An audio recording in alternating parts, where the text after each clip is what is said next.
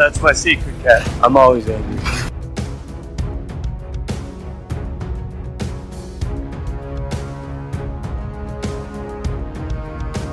All right. I ran out of patience. On the roost! Hey everyone, Captain, big fan of Spider-Man.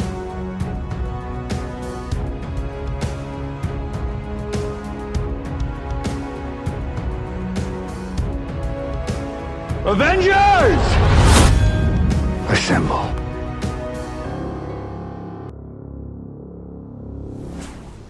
Hello, Peter. Hello and welcome to the Infinity Saga and Beyond an MCU fan podcast. My name is Jordan Wiegand, and with me today is Jack Sewpersaud. Going to be talking some Moon Knight for the first time with Jack. How are you today, Jack? Pretty good. Still kind of tired because I woke up an hour ago, but still ready to talk about Moon Knight. Yeah, see, I force Jack up at these times to say, let's record, you know? The goal plan for the goal plan, that doesn't even make any sense. The plan for this podcast with Moon Knight, I think, is we're probably going to be rotating through guests for each episode. So last week I had Logan.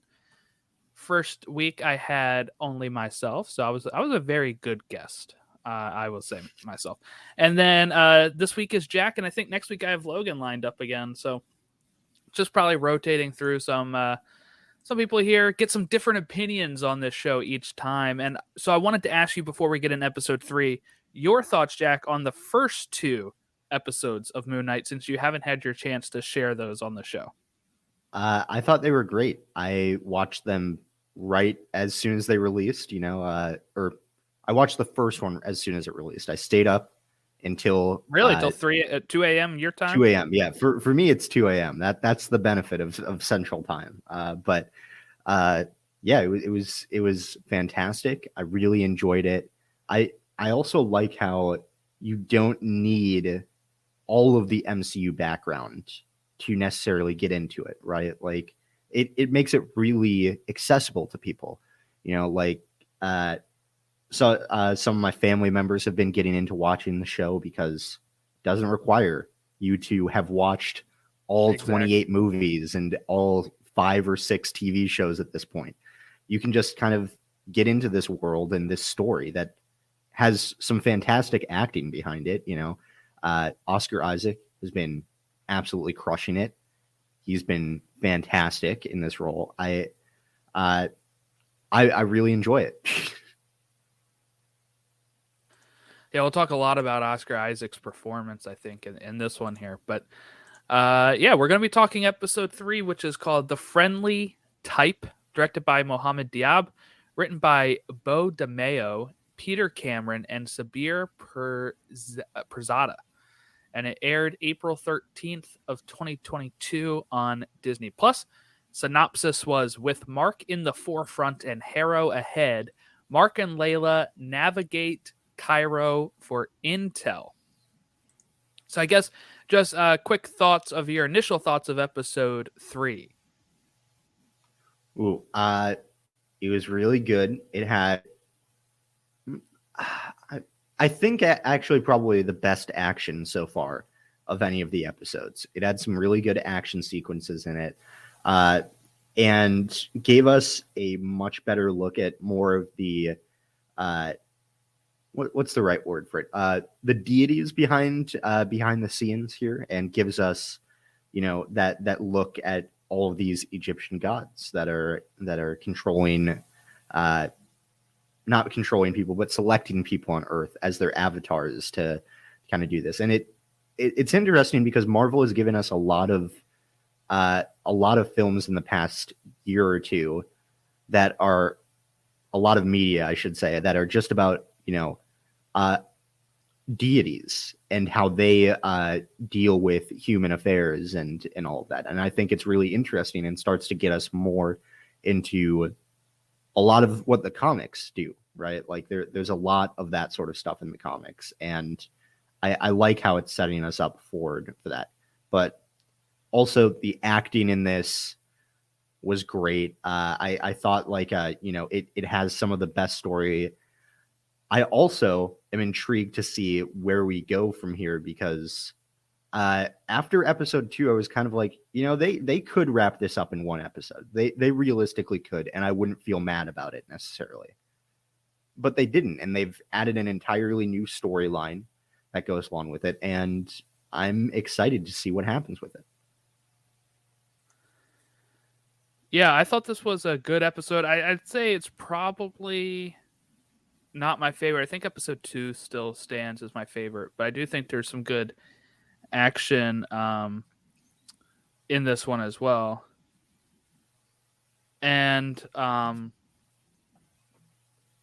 overall, I like the musical choices in it, right? I think that's a choice of, I think Mohamed Diab's choices lately, from what I read before, was to get a lot more Egyptian artists in the forefront here, which is why you hear a lot of the Egyptian songs, which is good. Like that, what was it? At the end of episode 2, I think it was, with the credits going, that song was awesome. If it was episode 2.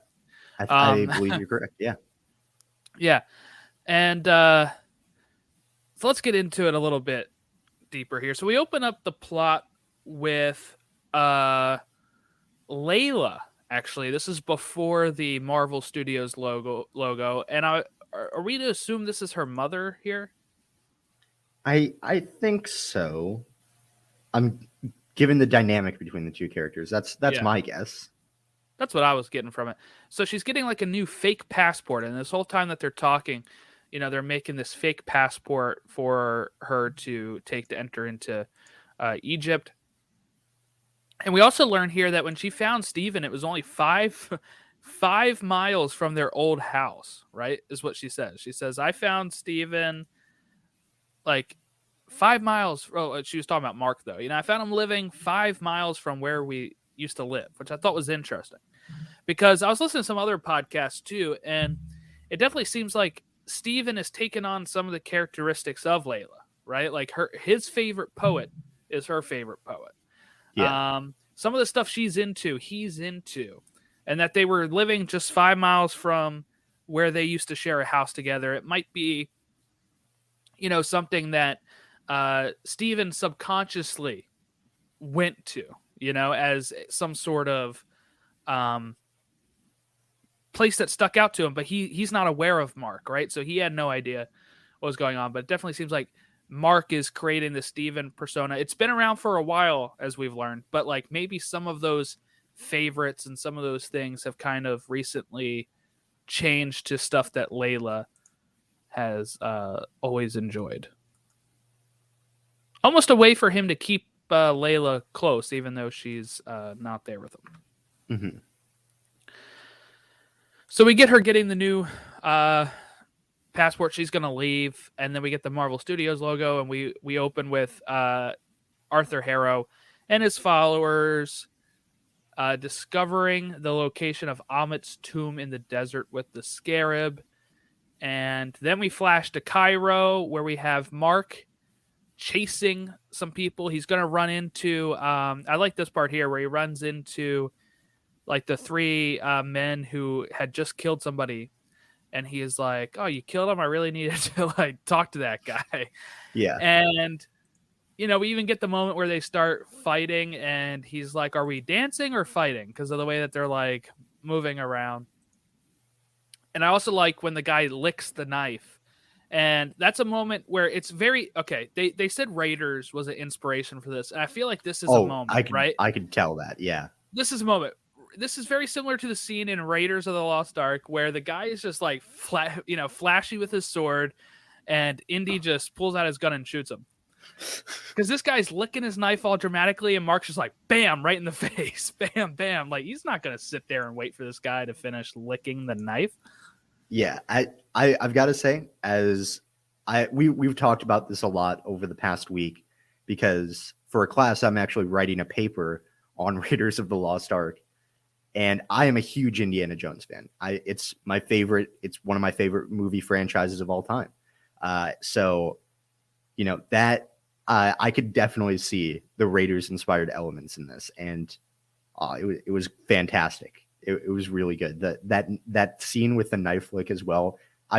If you had stuck a fedora on Oscar Isaac there, you'd think it was a new Indiana Jones movie. Yeah, it was very. This whole thing has kind of like a Raiders vibe, where they're looking for this tomb and everything, especially once they got to Egypt, right? Like it feels very. You can Layla's like a Marion type of character, helping out, can take care of her own as well. But Mark is actually going to black out, and Steven's going to take over and just get in a cab and try to get to the airport. And I love this moment where then the people he let go are running out of the building, and Mark stops the cab, gets out. He's like, "Hey, where you guys think you're going?" And they're like, "Hey, we just you just let us go." And he's like, "That wasn't me." And the cab driver's confused because before he was talking like a foreigner, and then he's speaking Arabic. Like that, everybody's very confused in what's going on. And so then he takes back off after the people, starts fighting another guy, blacks out again after he gets punched, and this time he's in the middle of the desert. He's killed most of them. He takes the younger one to the edge, and he blames Steven for the slaughter. Steven says that wasn't me. So this is kind of another hint to Jake Lockley here, another personality, because as I mentioned last episode, we learn that one of his personalities had asked that girl out on a date. It wasn't Steven, probably wasn't Mark, because he's married, right? And he has feelings for Layla, even if they're getting divorced. So it definitely seems like maybe this third personality has recently surfaced. I mean, it seems like Mark has no idea he's got this other personality. He knows about Steven. Steven knows about Mark now. But and Jake Lockley was brutal, if that's who it is, because all these people are dead. The kid is going to cut like his like tie or whatever's holding him, whatever Mark is holding him by, and he's going to fall off the ledge instead of giving up the information. What are your thoughts here for where they can go with a third personality? I thought maybe they might not reveal it till the finale, but it seems like this might come up sooner now. I'm glad they're not waiting until the finale, because I feel like that would just give people something to criticize about the show. I think given that all we've heard about, episode 4 being supposedly like the best, or episode 5 even being like one of the best, according to reviewers who have seen it in advance, right? I have a feeling that we're going to get Jake Lockley in like episode 4 or 5. I feel like I feel like he's going to be there pretty soon, which would be great, because he's been hinted at several times, and it's bound to happen. They've already introduced Crawley, the guy in gold who's like a statue, right? He's credited as Crawley, who is a friend or an ally, a friend maybe, and an informant. That's the word I was looking for. Informant of Jake Lockley. So I feel like it's got to happen soon, because this is as about of obvious as a tease as you can get to it, right? Like, I don't know how they could make it any more obvious without Jake Lockley actually being revealed. So it feels like that's just the logical next step. So would he have his own Moon Knight suit as well, you think? Because we got Moon Knight, we got Mr. Knight. Do we get a different Moon Knight? That would be interesting. I could see it happening, since it's already been established that it's not the same suit as everyone else between Steven and Mark. So I could see it happening. I have no idea what it would look like or how it would be different, and we might not see that for a while, because as we'll get to, it's not really possible to summon a suit at this point in time for the protagonist. Yes. Yeah. We'll have some theories about that as we go. So after failing to gain the information, Khonshu decides he's going to call his fellow Egyptian gods to a meeting. And what happens as well here, this is kind of based off of Mark's suggestion, right? He's like, well, are there anything the gods can do? And, Khonshu says he doesn't have a good idea. He's got a bad one. right? And he kind of makes like an eclipse type of thing happen that everybody starts looking up at the sky, and then portals open up. And I like this moment here where he's seemingly walking away from Mark, and he's like, Mark's like, "Oh, so you're not going to be there?" And he's like, "Oh, I'll be there." Right. And at first you're like, I don't know what that's supposed to mean. But then we see that, in the Pyramid of Giza where they hold this, there is this, they get kind of like possessed. Right. And I love how just angry Khonshu always is. Like anytime he's speaking as Mark, he's like screaming and yelling, and it's just taking a lot out of Mark. This is really good acting from Oscar Isaac of just, he's got to play Khonshu now too in this, right? Like he's playing so many roles right now, and he does it all very well. But they, do we think maybe this was too desperate or too early? I mean, they have no evidence. It seems like the gods don't really take Khonshu too seriously here. And it seems like maybe he was a little unprepared for Arthur Harrow's scorched earth going after and attacking Mark's, dissociative identity disorder here. What are your thoughts here? Could they have handled this a different way? I think Mark and Khonshu probably could have done a little bit better. It seems almost like a court. So maybe read a case brief before that, create something like that, actually prepare for it, because they just kind of go in, they're like, yeah, we agree that Arthur Harrow is bad, right? And they're like, yeah, of course, yeah. And then they go in, and then they're like, this is a bad guy. And then he's like, well, you're mentally ill. Yep. Like that was a bit of an interesting tactic, a bit of an ad hominem right there. I'm not sure how well that would hold up in an actual court, but it works for him in this case. And I think yeah, they obviously could have prepared it better. But see, this is preparing me for Monday, because Monday Better Call Saul comes back on. That's a legal show, so they just could have called Saul Goodman and probably had a better defense here.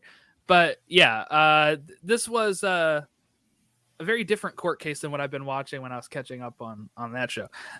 This was. Are we supposed to, skipping ahead to the end real quick, which I don't have too many notes on, but just your question here. Do you think Harrow has some of these gods on his side here? I mean, he kind of goes into the pyramid again after Khonshu is encased in stone. He's like talking to one of the avatars. I don't think it was like that the avatar knows that he is actually going to get Amit, but I'm not sure if it was supposed to be some sort of like Hail Hydra type reveal of, oh, they're working with him or not. I don't think so. I think it's just like the idea that, the avatars can enter this place, and they can go into this place. And I don't think they're necessarily like working together, but I do think that they trust Harrow because, he was Khonshu's avatar, right? And so they're like, yeah, well, if he's speaking about that, then he probably knows what he's talking about, right? Like, so I feel like there's that kind of trust, almost like a seniority, maybe, like something like that. I'm not sure how that kind of stuff works in the court of whatever we want to call this. I can't remember the exact court of Giza, sure, like that. But yeah, I feel like he's got some seniority or something like that.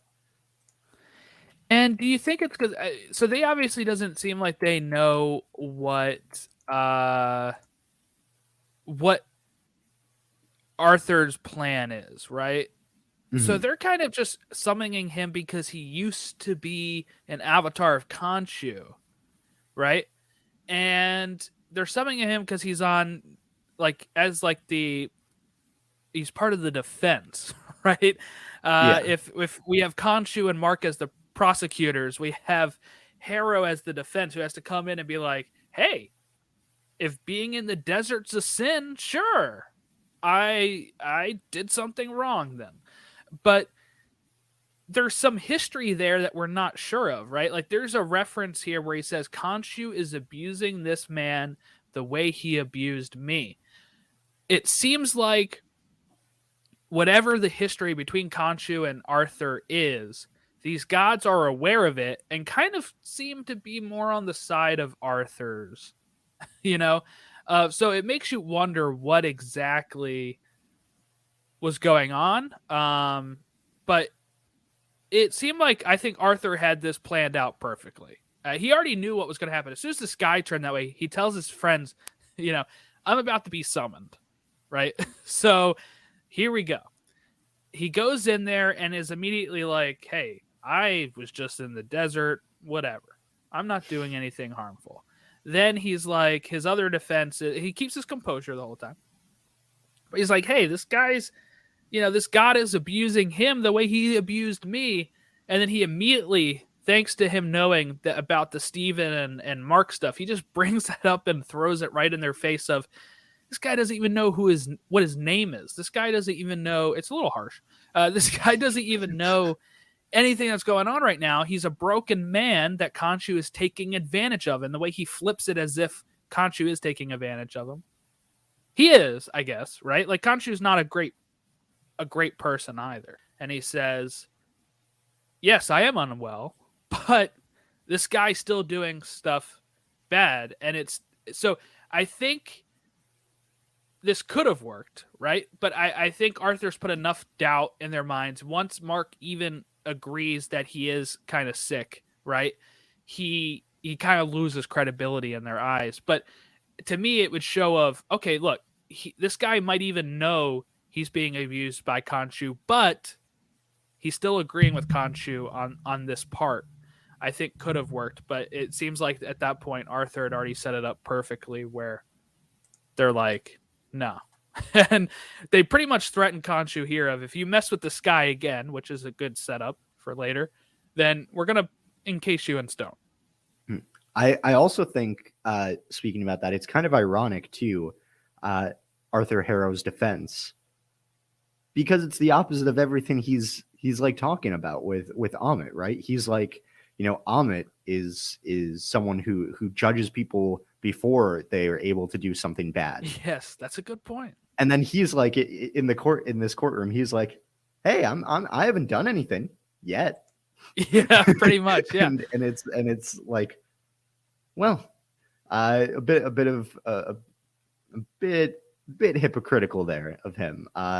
So I guess you know, he is kind of right then that maybe that some people should be judged before they're able to do something idiotic like him. And that's the thing too. I mean, he has done bad things already, right? He's killed people. We've seen him kill people and prejudging them, but we don't know if the gods consider that a crime. That's a crime in human means, right? Like if it was a court of Egypt, the law of the actual nation, he probably could be tried or sent back to the UK where he killed that homeless guy who just happened to find the scarab. Yep. But so it all depends, because I've seen people saying like, well, why didn't they bring any up this? It could just ultimately it doesn't matter, right? The for awakening and release what he's on for, and in that case, there isn't any concrete evidence at that point. So when Khonshu's yelling at Harrow to stop when he's talking about how broken Mark is this because he's ruining his plan, or does he actually have some semblance of feeling sorry for Mark and his broken mind? I think it could be a little bit of both. I think obviously he doesn't want his plans to be foiled, right? But at the same time, he also might feel bad for him because he knows what Khonshu does, right? Like he kind of gets the feeling that Mark doesn't want to do it. He feels bad for Steven as well, right? As kind of shown in episode 2. And in episode 1, I guess, a little bit as well. But I think that both can be true. But I think more of it is I feel like it's going to take the path that most Marvel villains take, or MCU villains, I should say, where they switch towards the, my plan matters more than the empathy for the other people. Yeah. All right. So then we have Hathor's avatar Yatzil, who's going to tell Mark that there was a sarcophagus of a Medjay, which I had to look up here, is a nomadic group from Nubia, and also later a generic term for desert ranger police. So I'm guessing something along those lines. Who knew of the location of Amit's tomb, because not everything couldn't even be known by the gods, right? Like the gods didn't even want to know where Amit's tomb was in case if one of them, I guess, went rogue like this. So Layla comes in here. She's going to find Mark on the street, and she's going to go take him to meet with who I guess is either, it says acquaintance here on the Wikipedia, but maybe former love interest of Layla, Anton Mogart. But it's somebody that who recently just bought the sarcophagus off of an auction. But on the way there, we have this great boat scene, right, with Mark and Layla, where they're kind of talking about their history. We get little hints of their relationship and how she says, hey, you could have even told me about what you're going through with Steven. And he's like, well, I didn't think it was a problem. Like, I had it completely handled until not that long ago. And we still don't know what the inciting incident is that really awokened Steven to take over as much, but I do want to know what that would be. Like, I think it's a little like it seems to have only been maybe a few months, right? That maybe Steven has taken over. It's not very clear, when he says just like until recently, and it seems like from Layla's point of view, he was gone for a bit, but not like, I wouldn't say years, right? Like this has got to be something that was in like the last 6 months or so. But so we get a great boat scene here, and then they arrive and are going to have this, where Layla's like, hey, maybe you should just let Steven out before you blow this whole chance we have here. And he's pretty much like, no, like he's being too stubborn. And he's going to go into the sarcophagus area, and he's going to be talking to himself, talking to Steven. And I like how she says he's like praying. She's like, he just needs a minute. He's praying, but we really know he's sitting. I love every time they do these reflections with Steven and try to find a spot for where that could be. Like when it was in the guy's knife earlier, this being like the glass ceiling that they have in this like glass pyramid. Thought it was really cool. But what do you think of? Do you think Anton is somebody that maybe Layla used to, have a relationship with, or maybe, he says to her like, oh, you could come by like anytime. You don't need a excuse. It definitely seems like, if not, she seems to like him too. She's like, oh no, he is the one on the horse. He's not somebody that puts up this facade or this show of hiring people to be doing a fight like Mark had suggested. But it definitely seems like, if not, maybe Anton liked her that way. Yeah, I think it could be somewhat of a past relationship, but it also could just be, from the opening kind of scene with Layla, we know that she steals the artifacts. Yeah, I remember she put a euphemism on it to qualify it in some way, but no, she steals the artifacts, and I feel like it might also be like, yeah, you're a good source of these things, so you can If you get anything, you can come by here anytime. Like it could be either of those. I think both are equally valid readings of it.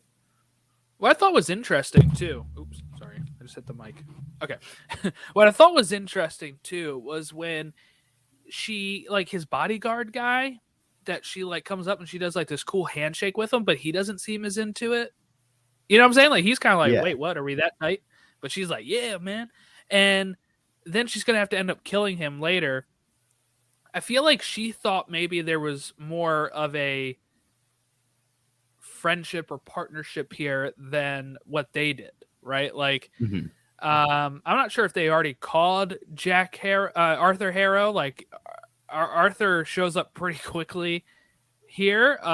He's probably doing some of the same source work of figuring out who owns the sarcophagus or something, or maybe he just had them tailed. I'm not really sure, but or maybe, you know, Anton is somebody that already had him like called, like, hey, you know, Layla's here, like, get over here. I don't know. Like, I don't know. I'm not really sure. The bodyguard guy was confusing to me because it really stood out to me this time when she's like, hey, man. And she's like trying to do this, like, you know, where you like clap the high five and then like pull each other in for a hug. That's what she seems to be doing. And he's just kind of like, I don't know. I feel like it might be more of a thing to try and build tension, you know, like she's trying to act loose and friendly and they're a little bit standoffish. Like, that's you true. know, That's why true. are you coming back here? Right. Why are you bringing your husband? Right. Yeah. Like, she mentions that this is her husband. Well, Harrow arrives. He's going to destroy the sarcophagus, and Mark is going to summon the suit, and he's going to appear on top of one of the pyramids now, and he's going to do some really cool fighting as Moon Knight here. But at a certain point, Steven's going to try to take over. And when he does, he turns into Mr. Knight, and he's trying to get everybody to calm down.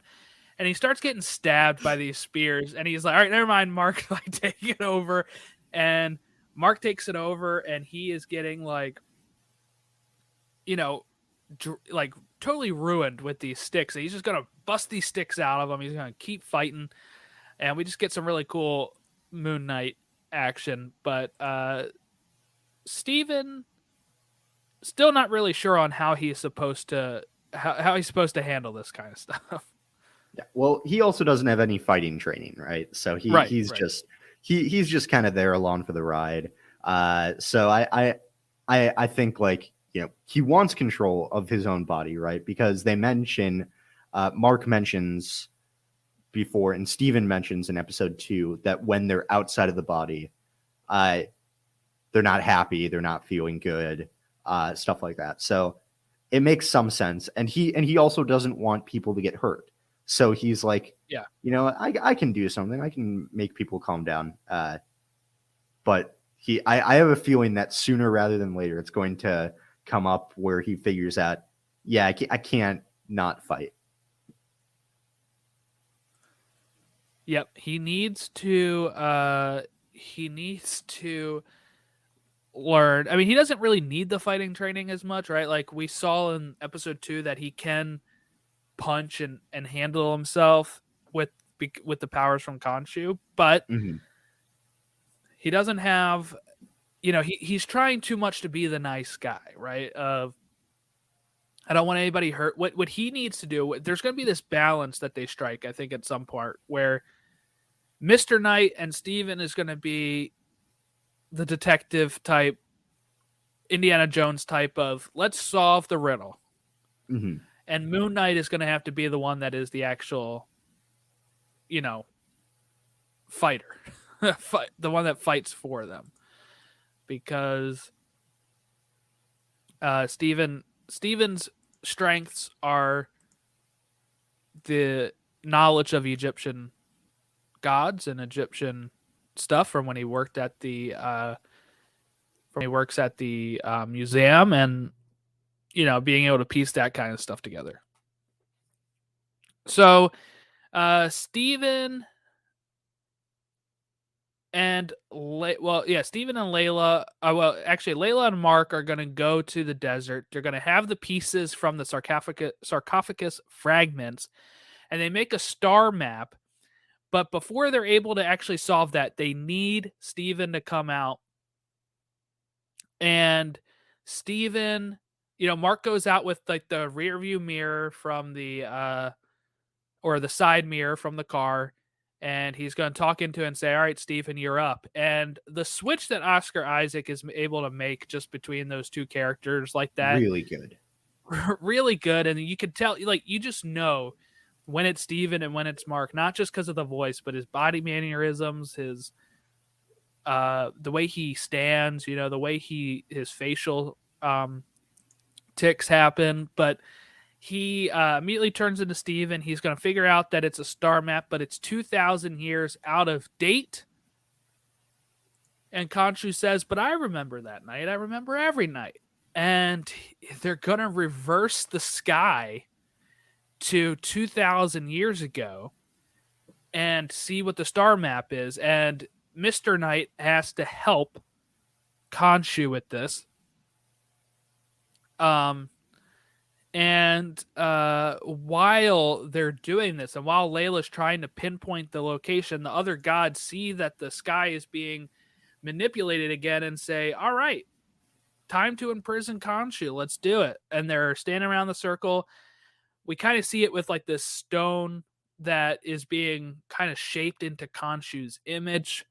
And once that's done, Khonshu kind of drifts away. Now, Khonshu told Steven beforehand, like, you're going to have to tell Mark to save me, right? Like, you're going to have to get Mark to free me from the stone. So here's my question to you, Jack, because I've seen so many people mention this. And for me, I disagree. So everyone says that the sky turning back in time is so big that normal people would be referring to this and it should be mentioned in later projects. I don't agree. We do see some people looking at it in shock, but I think when nothing ultimately comes of it, these people are going to move on with their lives. What these people have seen, this world is not our world, right? What these people have seen, they've seen an alien invasion in New York. Mm-hmm. They've seen several floating alien city. Invasions in New York. Yes, they've seen a floating city in Sokovia. Thanos wiping out half of life, and then 5 years later, that life appearing back. I'm not sure that the sky is moving is top on the list for people to say in 3 projects from now. Remember when that sky randomly? I think at that point they forget about it, and when somebody mentions it, they're like, oh yeah, that was kind of weird. I wonder what that was about. But that was probably just some superhero thing, right? Like, I don't know. I think that they probably wouldn't. It probably is not on their radar. Yeah, I agree. Like, come on. There have been so many weirder things that people have seen in this universe, right? Like, this doesn't crack the top 10 of weird events. Like that's the thing. It's just like, what superheroes doing it this time, right? Like that's what it is. The only way I can see this get mentioned in a later project is with Doctor Strange. That's the only place I can see it making sense, right? Because it's like time, right? Although he doesn't have the time stone anymore. So that is the only place I could really see it be brought up seamlessly in like a Doctor Strange type sense. That's it. Yeah. I'm not expecting like Miss Marvel to be like, remember when the sky just rewound? Like, they don't even know what that is rewinding, right? They're just like, remember when the sky like changed? Like, I don't know how they even describe that. Like exactly.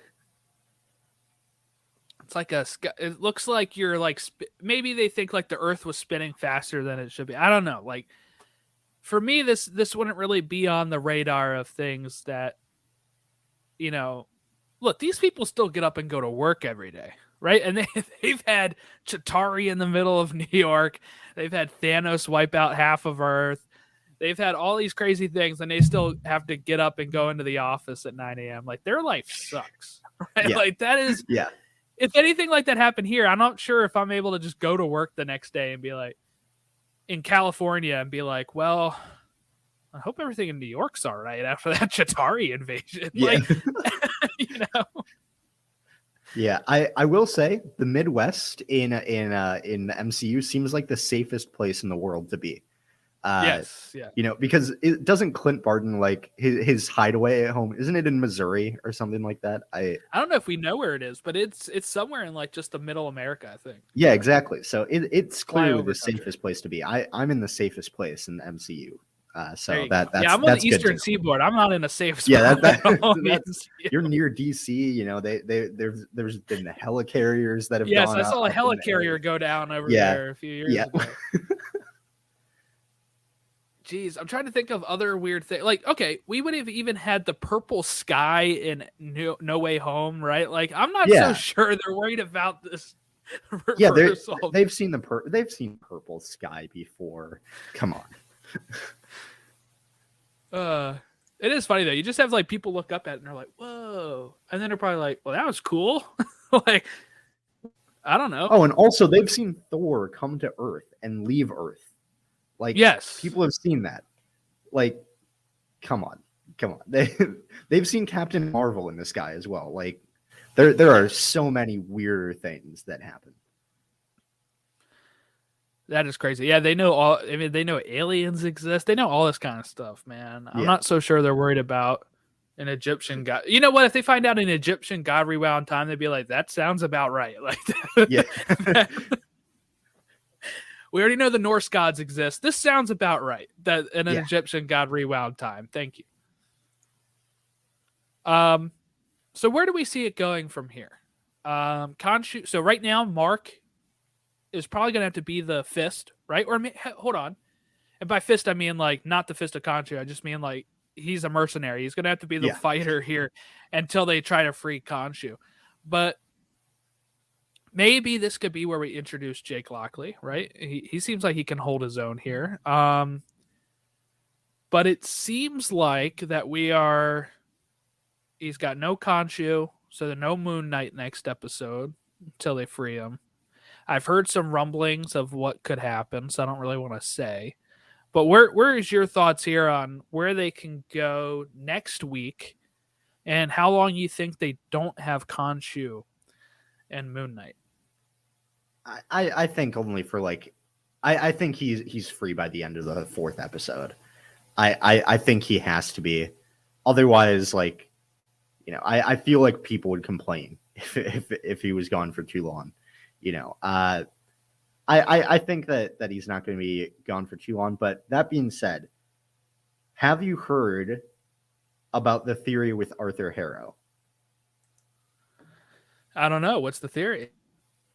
That he's not actually he's not serving who he says he's serving in this case. I'm not sure if you've heard about this, but I've thought about it. Makes sense actually. And it gets me worried that we're going to get the hidden villain type thing of all of the MCU shows that, you know, they pop up in end of episode 5 for episode 6. But just going over, you know, what we know about the mythology of this, right? So when Khonshu gets sealed up in stone, Mark doesn't have his powers, right? Amit is presumably sealed away and can't access the outside world. So how could Arthur Harrow be Amit's avatar? I don't think he is. Exactly. That's what I mean. Yeah. I don't think anybody thinks he is. I like in the world. I'm not saying like outside of here. I'm sure people probably got that. I've thought about it too. Like, is he the avatar? I don't think he is because the way he words it with the I thought maybe the stick, right? Mm-hmm. But the way he words that was Amit's gift to their first avatar. So I'm thinking this is something he got himself, like almost like indie style again, right? Where he went and like found this stick. It was the first one for the avatar. He's doing all of this for Amit because he believes in Amit's cause, but he hasn't actually seen Amit yet. Yeah. Now here's what I think as well. Because Amit in Egyptian mythology, she doesn't judge anyone. She's not the person who judges. How Egyptian mythology works is it's actually Anubis who weighs on the scales of justice the soul. If it's lighter than the feather, they pass on into the afterlife. If it's heavier than this feather, I can't remember the actual name of it, Ammit eats it, and basically that's the equivalent of hell for in ancient Egyptian mythology, right? It's said that the soul is an eternal restlessness, and it's basically described in Egyptian mythology as dying for a second time. So that's basically what this is. So the theory that I've heard going around is that Arthur Harrow is the avatar of Anubis, and Anubis is telling him to go free Ammit so they can take over, like take control of the world, right? That's the theory, because all of Arthur Harrow, like the tattoo he has, that's the scales of justice that he has that weighs, and who gets summoned to chase Stephen in episodes 1 and 2, a jackal. Yeah, that Ammit is a crocodile lion type hybrid thing, and Anubis is a jackal. Like it makes almost too much sense, I feel like. Well, see, I think that could happen. I think that would still be different than the mystery villain thing, because if Arthur is the avatar for her, then we've still known it's Arthur the whole time, and their motivation the whole time of releasing Ammit is still intact, right? Like, I wouldn't see that being out of left field, and I definitely think these two work together because, like you said, the jackal. There's definitely that happens in Anubis has been somebody that has been a thorn in Moon Knight's side in the comics before. I'm pretty sure in the ones I read in the Jeff Lemire run, I think Anubis was in those. But so I feel like that would be okay, honestly. Okay. I think that would make sense because I don't think we even had it either. Anubis's avatar in the pyramid, right? We didn't have that, right? Yeah, right. And I also have another theory about where the wider MCU could go from here as well. Go ahead. You're interested in that. I saw this. I believe it was on TikTok by Nikhil Clayton. I believe it was that I was watching.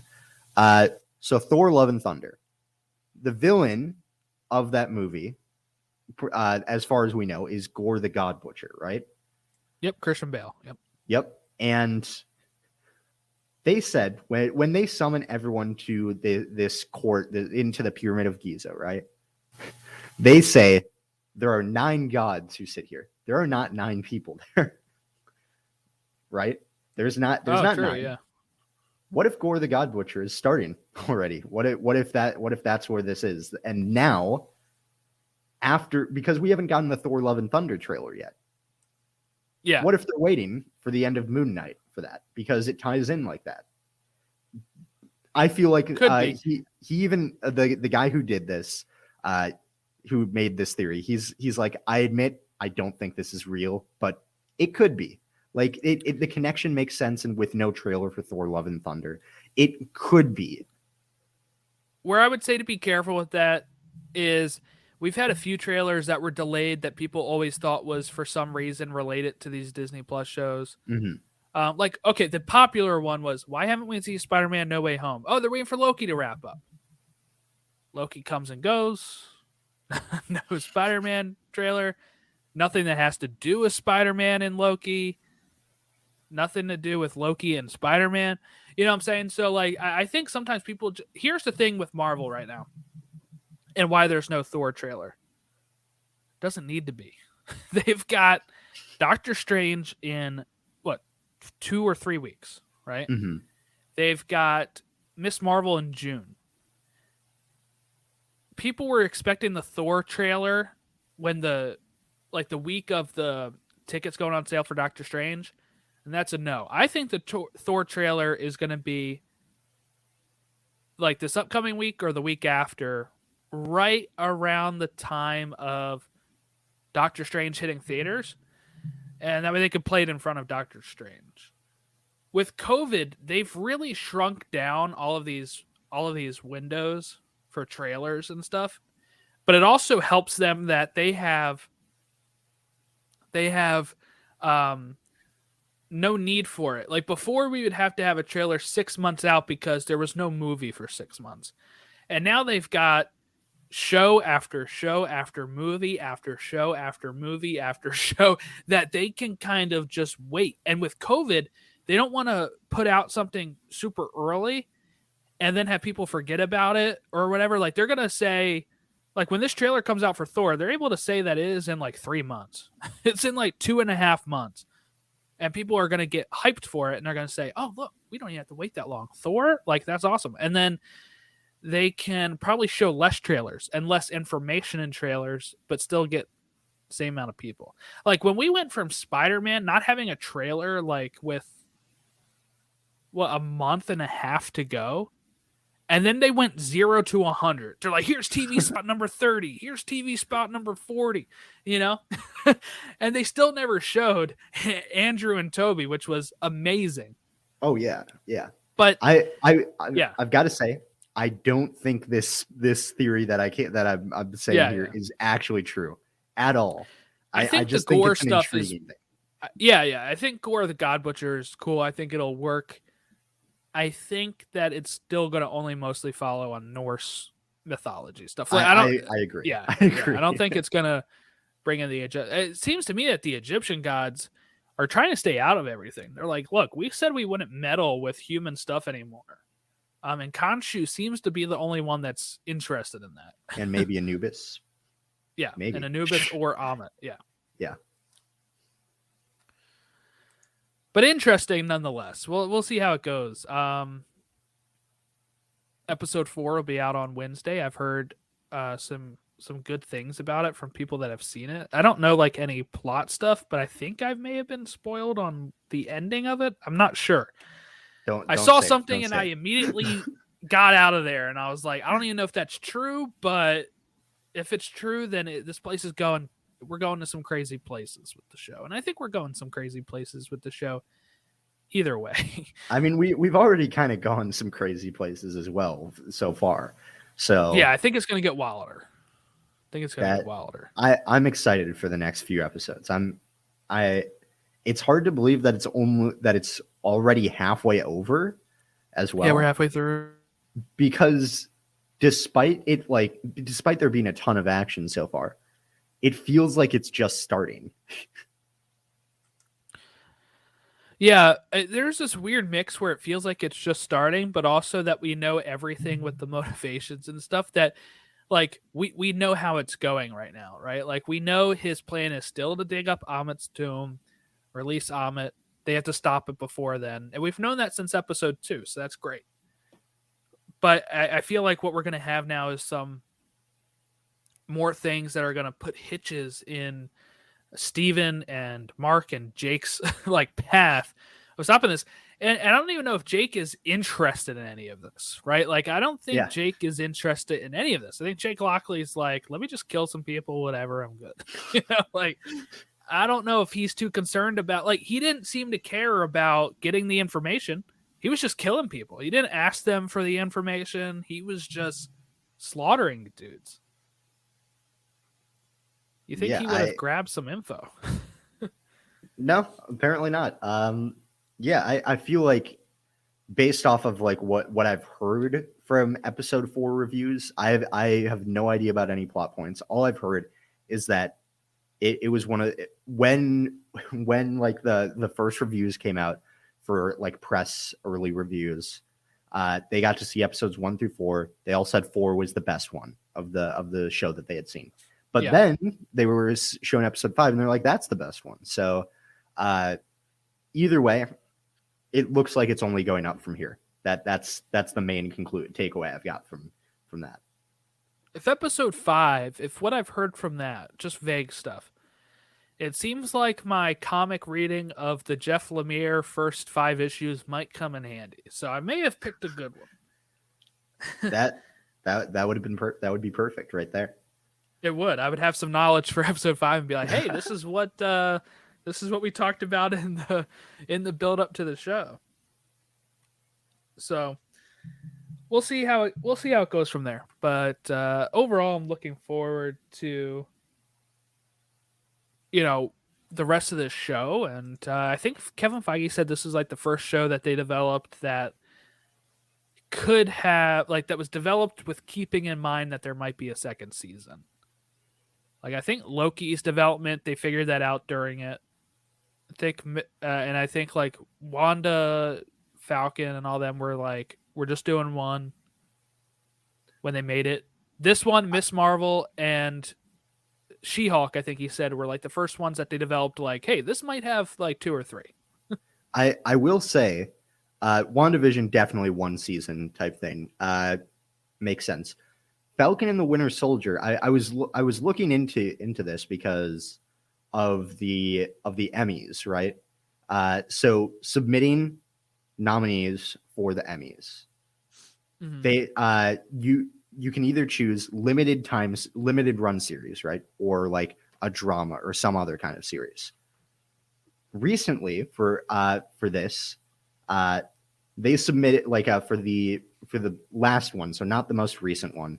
They submitted WandaVision for a limited time series, and Falcon and the Winter Soldier as a drama series, which might indicate it's not. It could still have a second season, but and the reason why I'm saying this is they did the same thing this time around. Loki gets submitted for the drama series, and Hawkeye gets submitted for a limited run series. I think that Falcon and the Winter Soldier could get a second season still. That's I wanted to bring that up because I read it recently, and also it's still my favorite Disney Plus show. It could, but I do think that maybe while it could, it wasn't developed to have a second one. Maybe. When they made it, they said they were like, we're just doing this one, and then I think they were building up to the Captain America 4, right? And then they were like, if it's popular, we'll make another one, whatever. But like these shows, they're like they can actually. This will probably have some sort of ending where they're like, okay, I can see a sequel here. Like for Falcon and Winter Soldier, I can't see a sequel right now of like there's nothing set up. It's just okay, whatever Sam is doing next, right? Like would be whatever that is. Can we talk about the bogus report about Captain America 4 too, by the way? Well, the one where they said where they were trying to say that filming had already started on it. Yeah, they said filming is starting in a couple of weeks, right? I clicked the article then because I'm like, how's nobody else talking about this? I clicked the article. I watched a video with oh my god, I'm blanking on it. The guy who plays Sam. Why am I blanking on his name right now? Anthony Mackie. Yes, Anthony Mackie. Thank you. Losing my mind.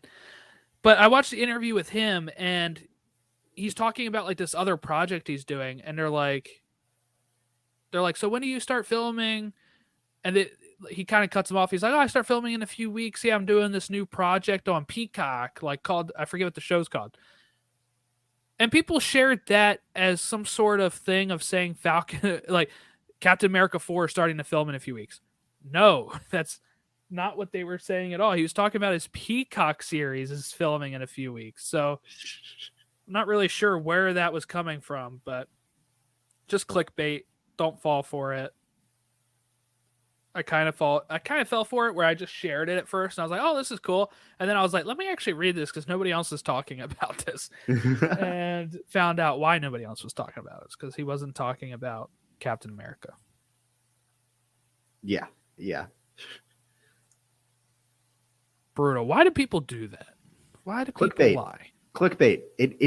It worked for you right there. That's why they do it because people share it. Yeah, that's why. Okay, people have to read before they. That's why Facebook and Twitter have like the little thing that pops up sometimes. Have you read the article yet? Yeah. Have you read the article yet? And it usually doesn't work. People don't read it anyway. Or sometimes like it annoys me sometimes as well because sometimes I'll read it like on like another Safari. site. Yeah, on another site. And then I'll go to do. tweet about it and I'll find a tweet that says that. And like it links the article on there because I hate having to put links into tweets by themselves because it's awful. And then they're like, have you read this article yet? And I'm like, yes, I have. And the only reason that's good is it gives me comfort that they aren't tracking my every move on my phone. It looks like you've read this on Safari. Would you like to read it again on Twitter? Like, that would be scary. If That would be terrifying. That would be. It would be even more terrifying if they were like, it looks like you read this on Safari at 8:27 a.m. Would you like to reread it now? And I would be like, yeah, no, that's enough Twitter for today. Maybe for the rest of my life, actually. I'm good. Yeah. Yeah. We'll wait until Elon Musk buys Twitter, I guess, and then God. we'll really be in for they'll take out all of those things of, have you read this article yet? Not to get too controversial with it, but Elon Musk, he buys Twitter saying he's going to fix Twitter. He also said he made an unsmashable window and then proceeded to smash it immediately. So just saying. Yeah, not a great look. If it looks like Twitter's trying to stop it too. Not to get too much into it, but Twitter's like making some emergency rules here to make sure they don't get a hostile takeover. So hopefully, Twitter's fine the way it is. It works. I don't need too much with it. But if you want to follow us on Twitter, where can people find you at, Jack? They can find my soccer podcast that I do with my friend AJ at Final Third Show on there. I also have my own Twitter at Jack Sewpersaud 16. I mostly post about, some movies, music, comic book stuff, politics, a lot of stuff, honestly. If you're interested in any of that, you can follow me on there as well. But yeah, that's about it that I've got.